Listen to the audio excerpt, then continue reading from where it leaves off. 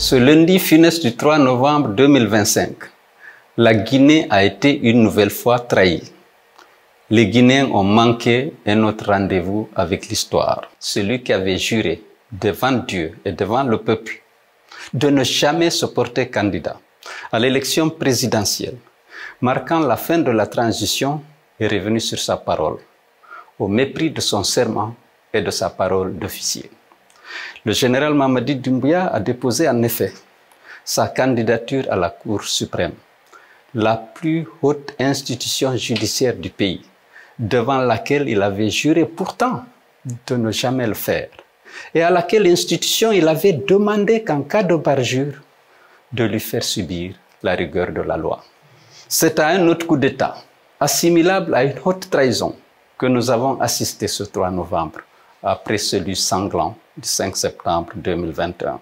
Mes chers compatriotes, notre pays est dirigé de main de fer par un groupe de prédateurs et un clan mafieux qui ont instauré, pour se maintenir au pouvoir, un climat de terreur marqué par une violation massive des droits de l'homme et une restriction drastique des libertés publiques. On a enregistré à ce jour des dizaines d'assassinats ciblés, plusieurs enlèvements nocturnes suivis de tortures, des emprisonnements arbitraires, des harcèlements judiciaires ainsi que des morts suspectes en détention de personnalités civiles et militaires. La question que tout le monde se pose aujourd'hui est la suivante. Que faire pour arrêter la folie liberticide de la junte et mettre fin à cette dictature féroce et impitoyable?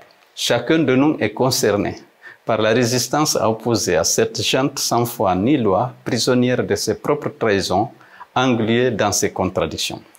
Elle avait promis la refondation. Elle n'offre que larmes et désolation. Elle avait promis une transition démocratique. Elle se rend coupable de haute trahison et envisage de confisquer le pouvoir par l'intimidation, la ruse et la violence. Notre peuple, aujourd'hui meurtri, opprimé, séquestré et dominé, fera payer le parjure par la puissance irrésistible de la volonté populaire. Considérons-nous désormais, où que nous nous trouvions, comme des soldats de la démocratie engagés et mobilisés pour le salut national. Face à la triste réalité que nous subissons tous et les sombres perspectives qui nous menacent, rester les bras croisés ou détourner le regard n'est pas une option. Nous ne pouvons nous résoudre aux faits accomplis par la démission collective ou par la résignation individuelle.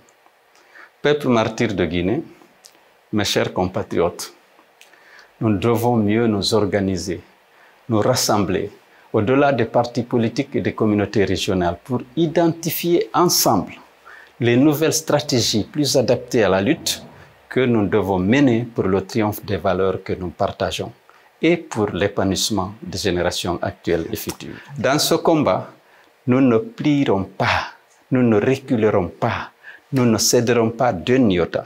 Nous nous dresserons tous comme un seul homme, avec courage et détermination, pour mettre fin au cycle vicieux des promesses trahies et des serments bafoués.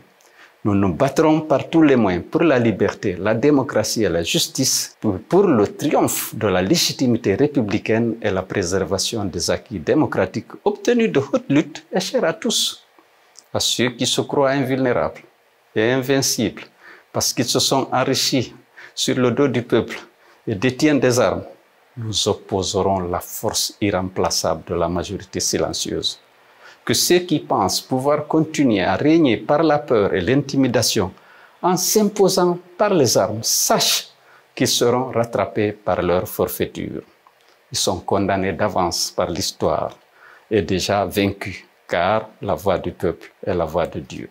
Mes chers compatriotes, soyons convaincus que la Guinée ne perdra pas son combat pour la démocratie et les libertés.